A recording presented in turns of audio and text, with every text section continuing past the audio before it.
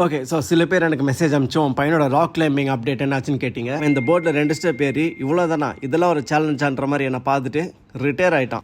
அதுக்கப்புறம் போர்டு பக்கம் கூட போல அண்ட் அவனுக்கு இப்போ அதில் சுத்தமாக இன்ட்ரெஸ்டும் இல்லை. பட் கவலைப்படாதீங்க, ஹீஸ் பீன் பிஸி. அப்படியே ராஜா மாதிரி ஷாப்பிங் கார்ட்டில் ஒரு பெரிய ரைடு போயிட்டு கேட்குறவங்களுக்குலாம் வாழைப்பழத்தை வள்ளல் மாதிரி எடுத்து வழங்கிட்டு இருக்கான். அது மட்டுமா சின்ன வயசில் நம்மளாம் ஒரு பொம்மை வச்சிருப்போம், இப்படி சாச்சா கண்ண முடியுமே அந்த மாதிரி பிளிங்க்னு சொன்னால் இவனும் பிளிங்க் பண்ணி சிரிக்கிறான். இந்த மாதிரி விஷயம்லாம் குழந்தைங்க பண்ணுவாங்கன்றதே எனக்கு இவனை பார்த்து தான் தெரியும். அந்த சாருக்கு மனசில் முஃபாசா நினைப்பு, பாரமாலை ஏறி சவானாவை பார்த்து சவுண்ட் விடுற மாதிரி இவன் கார் மாலை ஏறி எல்லாரும் பார்த்து கத்திக்கிட்டு இருக்கான். அதுக்கப்புறம் இந்த ராணா இவனுக்கு 2 பேரும் இம்ப்ரெஸ் பண்ணலாம்னு சொல்லி நான் பம்பர் விட்டு காட்டலாம்னு நினைச்சா இந்த ராணா சுத்தமாக நான் மதிக்கவே இல்லை. நான் விக்ரம் செம்ம இம்ப்ரெஸ் ஆயிட்டான். நானும் ஒலிம்பிக்ல கோல்டு மெடல் வின் பண்ண மாதிரி கிளாப்லாம் தட்டி என்ன ரொம்ப சியர் பண்ணான். இது ஓரமா நின்று பார்த்துட்டு இருந்தேன். எங்க அம்மாக்கு மலரும் நினைவுகள்லாம் வந்துருச்சு போல. பம்பரத்தை குடுறா என் கையிலன்னு சொல்லி அவங்க வாங்கி டக்குன்னு சுத்த ஆரம்பிச்சிட்டாங்க. இவங்க எங்க இதெல்லாம் பண்ண போறாங்க பார்த்தா வேற லெவலில் பம்பரத்தை சுத்த விட்டாங்க. அந்த காலத்து புருவா இருப்பாங்க போல. அப்படியே ஈவினிங் தஞ்சை பெரிய கோயில் போனோம். அங்கே என் ஒய்ஃப் விக்ரம் கோயிலை சுத்தி காட்டுன்னு சொன்னா, அதனால தான் நான் சுத்தி காமிச்சிட்டு இருக்கேன். கோயிலை சுத்தி காமிச்சிட்டு வெளில போற வயல இந்த மரக்கலையை பார்த்து விக்ரம் தொங்கணும்னு ஆசைப்பட்டான். அதனால தூக்கி கொண்டு போய் ஹேங்கர் மாதிரி அங்கே மாட்டி விட்டேன். ரொம்ப நேரம் ஆகிய மரக்கலையிலேருந்து கையை எடுக்கல.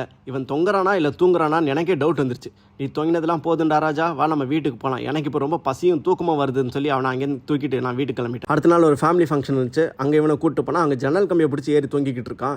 ஏன்டா வீட்டில் அவ்வளோ பெரிய கிளைம்பிங் போர்டு இருக்கு, இந்த ஜன்னல் கம்பியை பிடிச்சி தான் நீ தொங்கணுமா அப்படின்னு கேட்கும்போது தான் அவன் ஜன்னல் வழியாக வெளில என்னத்தையோ பார்த்து கத்திக்கிட்டு இருந்தான். என்னத்தை பார்த்து கத்துறான்னு பார்த்தா குதிரை.